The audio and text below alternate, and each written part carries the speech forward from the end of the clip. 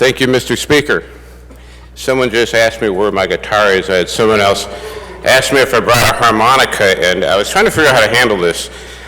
Mike Shirkey told poetry, and it was terrible, and so I'm not going to do that. And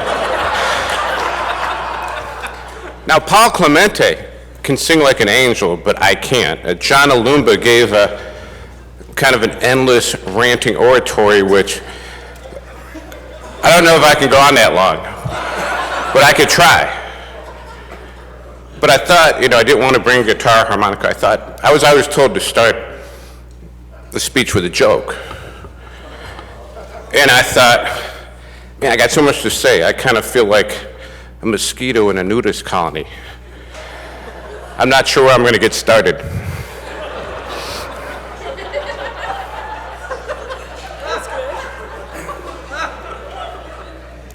Well, first of all, I want to start with my staff.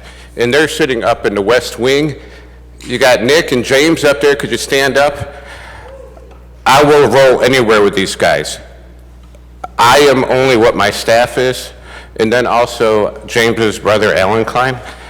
I could have never done anything that I did without them. So thank you guys. I'll roll with you anytime. Want to also thank some other staff people before I get into legislators. Want to thank policy staff. Some of them, all of them really, but people are really helping me. Elizabeth Dretman, Doug Maines, Hassan Baydoun, Megan Pesco-Sweet, especially Doug Maines and Hassan on the medical marijuana bills. So much work, and that was just huge. I worked on it for 5.5 years, longer than my bachelor's degree.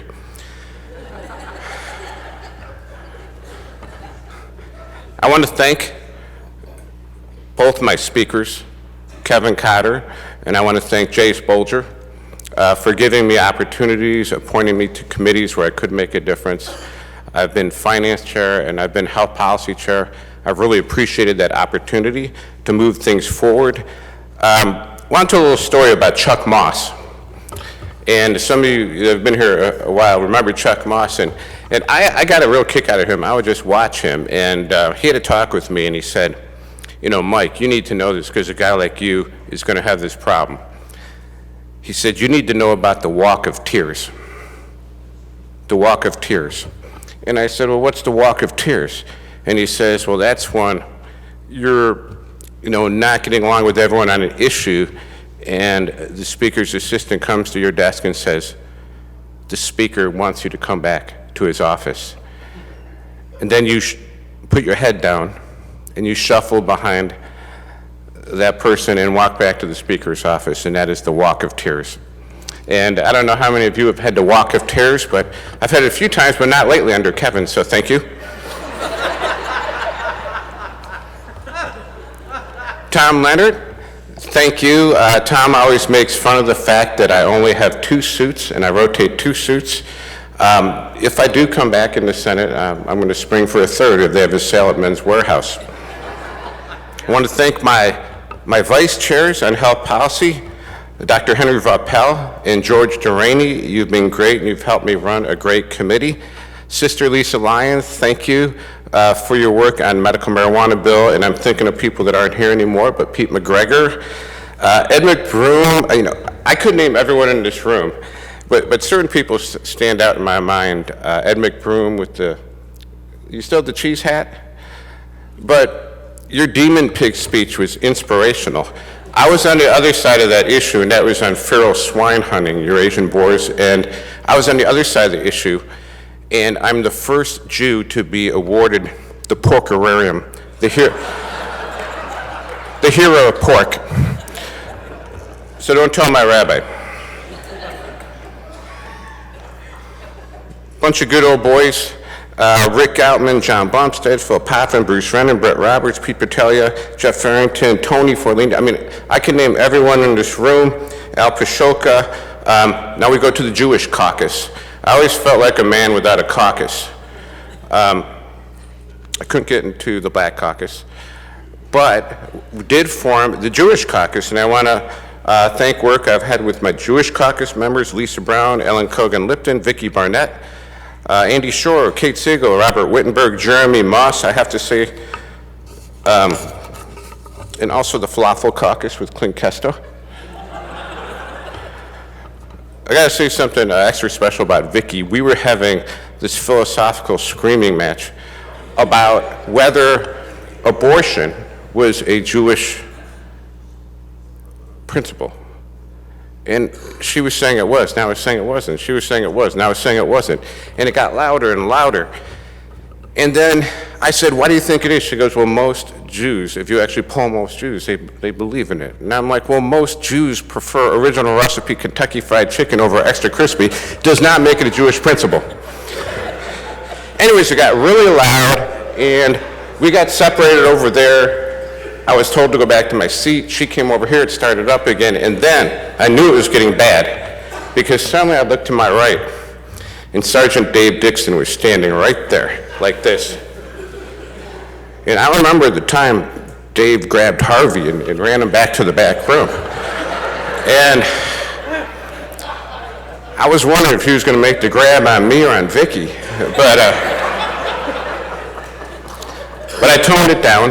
Thank you, Dave Dixon, and all the sergeants for keeping us safe, because there were times when you heard a lot of protesters out in the hallway and this and that, and I'm sure some of you have received, different, maybe overt or obtuse or direct threats and such, and appreciate it. Now, I made a complaint because I keep food in my drawer, because I think I got it from my grandparents who had lived through the Depression. And so when there's food, I get extra food and I keep it in my drawer, and then when there's a dearth of food, I share with other people. People know that you can get like a beef stick, a Slim Jim from my desk, or a bag of potato chips. And so I opened my drawer one day, and there had been a mouse in my drawer, and it had eaten through the bags and made a mess. And so I told Christine Fair about this, because I was very upset, and I thought she'd call like maybe an exterminator or facilities to set some traps or something. And so I figured something like that would happen. But what happened was Dave Dixon, who came over to my desk and stood there. He said, "Get out your garbage can." And I said, "Really?" I said, "Really? Me?" He goes, "Open your drawers." And I meant my desk drawers. And he watched me while I threw away perfectly good food. Really, me? Anyway, so I just had to share that. Guys on the other side of the aisle, both sides of the aisle, love you all. Scott Dander, Frank Liberati, Mike McCready, Martin Howlack, Frank Foster, and Miss Frank. Had dinner with him last night, though. Remember Bob Janetsky? Love Bob Janetsky. Gail Haynes. I can't say enough about Gail. Her and I had the most intense love-hate relationship I've ever seen. We would beat each other's throats at times, but then in the long term, she's turned out to be a really good friend. So they say, you can only hate people you really love, or love people you really hate. Eileen Cowell was my mentor, and when I first got here, she had to do a lot to keep me between the lines, had to have quite a few talks with me. Ken Yonker was my seatmate for 2 years. That's an experience. Yeah, you know what that's like. Ken Kurtz, Paul Opsimer, Jim Stamas. I once told Jim Stamas that I had to leave because I had patients or this or that. And he told me that if I left, he would call the state police and have me brought back in shackles. And I'm like, "You're not serious, are you?" And he just had this look in his eye. "Try me." So I stayed.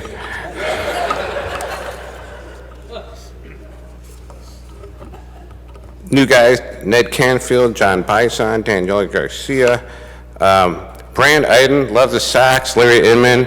I hope you find Amelia Earhart one day.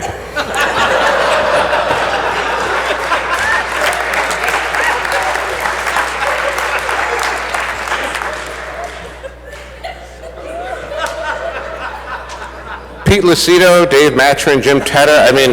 I can't mention everybody because everyone's been wonderful.